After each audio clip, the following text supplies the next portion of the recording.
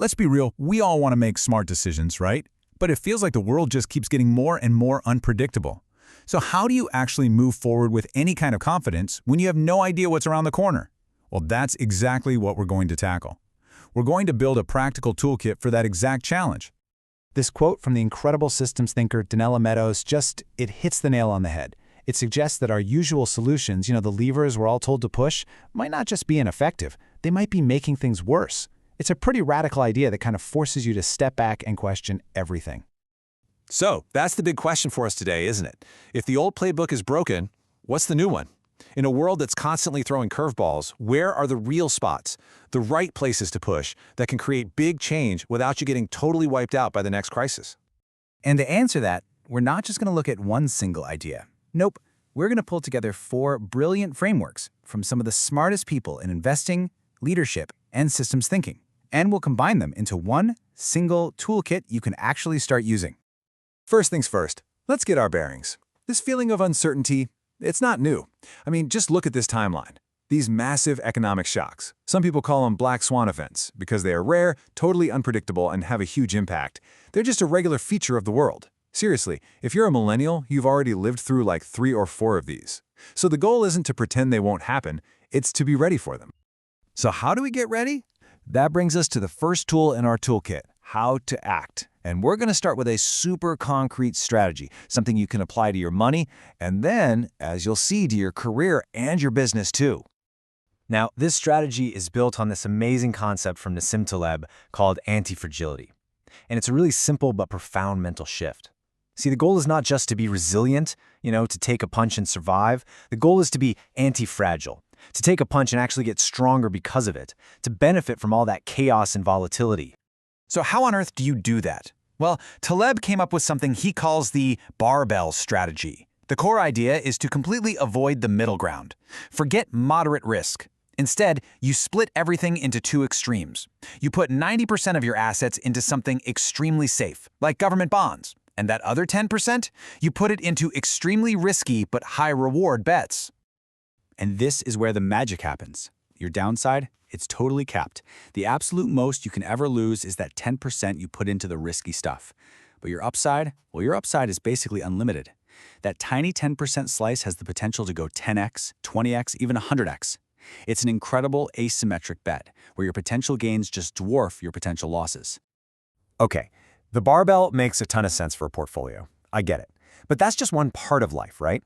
How do you know which problems at work or in your business are the right ones for this kind of anti-fragile thinking? When should you be playing it super safe, and when is it time to run those small, risky experiments? Well, that's where the second tool in our toolkit comes in. It's a framework for how to decide. It's called the Cynefin Framework, and it's basically a map for making sense of what kind of situation you're actually in. Okay, so Cynefin breaks problems down into 4 different domains. In the obvious domain, cause and effect are crystal clear. Think about packing an order in a warehouse. You just follow the checklist. Then you have the complicated domain. Here there is a right answer, but you need an expert to find it, kind of like a mechanic figuring out what's wrong with an engine. You analyze, then you respond.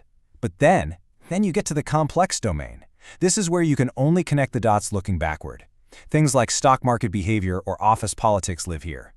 And finally, you've got the chaotic domain. Think of a natural disaster. There's no relationship between cause and effect. You just have to act now. And here is the big aha moment that connects everything. The barbell strategy is specifically designed for that complex domain. It's for a world where you can't predict what's going to happen.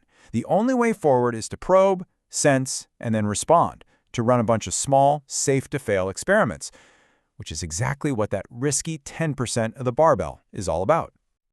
Okay, so we have a strategy for acting and a framework for deciding when to use it. But that's all just theory if your team or your whole company can't actually operate that way, right? So how do you build an organization that can do this?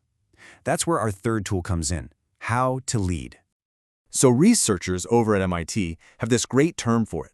They say a future-ready company is ambidextrous. It literally does 2 opposite things at the same time. It's focused on efficiency and execution, that's the safe 90% of our barbell. And it's also constantly innovating and experimenting, that's our risky 10%. It's all about both and thinking, not either or. And to make this work, it turns out you need 3 different kinds of leaders. You've got architecting leaders up top designing the overall system. You've got entrepreneurial leaders on the front lines coming up with new ideas. But the secret sauce, the role that's so often missed, is the enabling leader. These are the people in the middle who are like super connectors, coaching teams, clearing roadblocks, and making sure the lessons from all those little experiments get shared. All right, we're acting, deciding, and leading. But what if you're doing all of that perfectly and you're still stuck? What if the entire system you're in, your company, your industry, is fundamentally pointed in the wrong direction? What happens when just tweaking things isn't enough? This brings us to the final and honestly the most powerful part of our toolkit: how to create real fundamental change. This comes from Donella Meadows again, and it's her theory of leverage points, finding those special places in a system where one tiny little push can create a massive shift. Meadows argues that we spend almost all our time and energy fighting over the least effective places to intervene. Things like tweaking numbers, taxes, subsidies. She calls them parameters. They're the lowest rung on the ladder. The real power? It's way higher up. It's in changing the rules of the system, changing the goals of the system, and at the very, very top, changing the entire paradigm, the deep shared beliefs that the whole system is built on. Okay, wow, we have covered a lot of ground. So let's pull all 4 of these incredible frameworks together into our final integrated toolkit for not just surviving, but thriving in this crazy, uncertain world. So here it is, your anti-fragile toolkit. First, you act using the barbell strategy so you can turn volatility into your friend. Second, you decide what kind of world you're in with the Cynefin Framework. Third, you lead by building ambidextrous teams that can both execute and innovate.